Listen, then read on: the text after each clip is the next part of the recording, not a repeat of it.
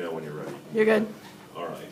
So we're going to talk today about the orthodox formulations of both the Trinity as well as who Jesus Christ is. And the reason we're going to do this is it should make the creeds make more sense, as well as make the different heresies we encounter in church history make more sense. And so this is something you can refer back to because this is somewhat complicated. So first we need to get with some of the background material, just some vocabulary and ideas in order for the formulations to make sense.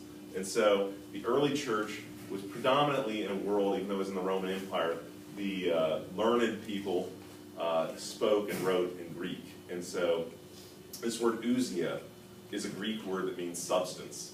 And so you need to know that because this idea of substance is a Greek idea that the early church fathers used to explain who God is, who Jesus Christ is, etc. And so we want to talk about this category here. Aristotle, among other Greek philosophers, but mainly Aristotle, has these categories of substances and accidents.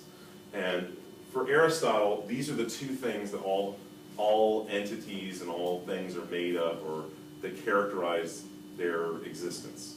And so a substantial quality is something that's unchanging, okay? Whereas an accidental quality doesn't mean, oh, I slipped on a banana peel and broke my, lower spine or something like that. It means the accidental qualities just mean things that could be different. So if somebody has their ears pierced, they could still be the same person whether they didn't get their ears pierced. Or if somebody gets a haircut, it's not like everybody that sees them the next day is like, who is this? Can you introduce me to this person? Because that's an accidental change. Like the essence of who that person is, the substance, the nature, is still there, whether they get this small kind of change in their appearance. And so accidental changes are not bad.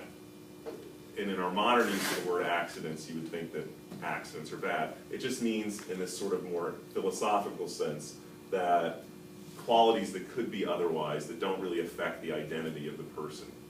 So if I'd worn a blue tie today, I would still be me. That's more of an accidental quality. Whereas, if Ms. Mollering, who's visiting today, was up here teaching, that would be a substantial change in the teacher because, I would not be here and she would. So anyway, some synonyms for ousia or substance are things like being, essence, or nature. So if you hear things like, this person has a philosophical nature, that's like a core quality of who they are, their essence. So each one of you would have your own sort of substance. So Amanda would have Amanda-ness, Jessica would have Jessica-ness, etc.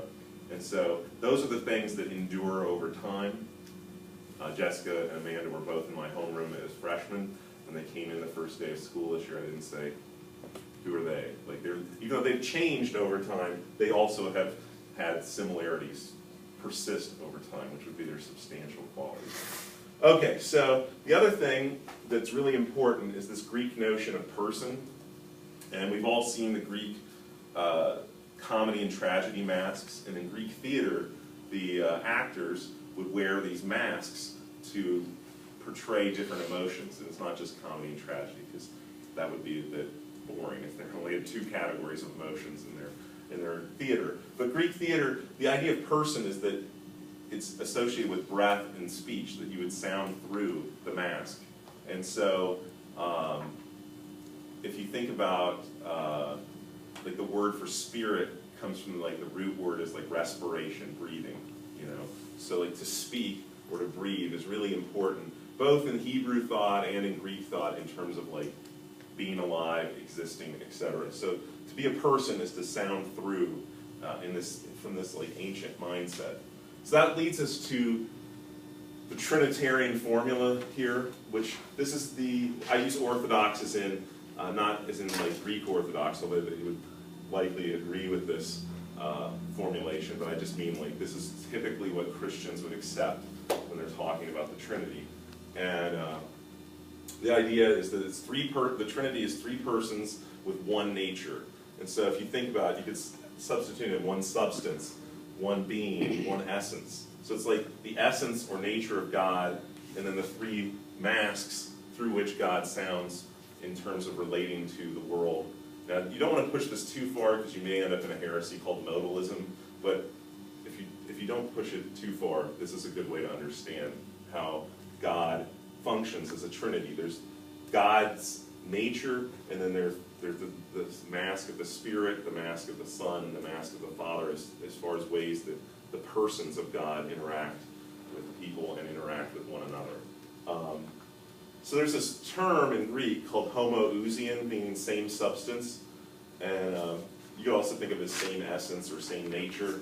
And so if you think about the creeds, prior to the New Translation, we said that Jesus was one in being with the Father, which one in being would mean, homoousian, same substance, because we have being over here is a synonym for substance. And the New Creed says consubstantial. Now, con means with, substantial means substance, so, with the same substance as the Father. It basically means the same thing, it's just they were trying to get a more precise English translation. It does mean the same thing, but trying to get a more precise English translation of this idea. So the creeds, we see this. Now I do want to say, if you go on to study philosophy or theology at a higher level, there are maybe slight differences between a substance and essence, a nature, being, etc. So I don't want to get like an angry email like, Mr. Martin, you led us down the wrong path. But for the purposes of an 11th grade high school class, we'll just treat them. They're all the same. You could just substitute them in. And that also leads us to how the idea of Jesus, like his nature, comes into existence. And so the church would say Jesus is one person with two natures, a human and a divine nature. And so most heresies that are of a Christological outlook are going to either deny or absorb his humanity into his divinity, or to deny his divinity. And so this idea that Jesus is one person, so we have like the one mask, but he has two natures, a human and divine nature, in terms of how his existence through the incarnation works. And so this may not make perfect sense because it is a mystery in a sense, and God at some level, words are going to fail when we're talking about the Trinity or talking about the incarnation, who Jesus is and how that all works. But this is the sort of formula, and so this idea of person, like sounding through, when it comes to Jesus, we have two natures sitting behind that sounding, his personhood. Whereas with the Trinity, there's the one nature with three different persons. So that is, in a nutshell, the formulations, and this should help when we encounter different heresies to be able to pinpoint, okay, why is this exactly considered to be a heresy? And heresies are going to keep popping up throughout our course. Thank you.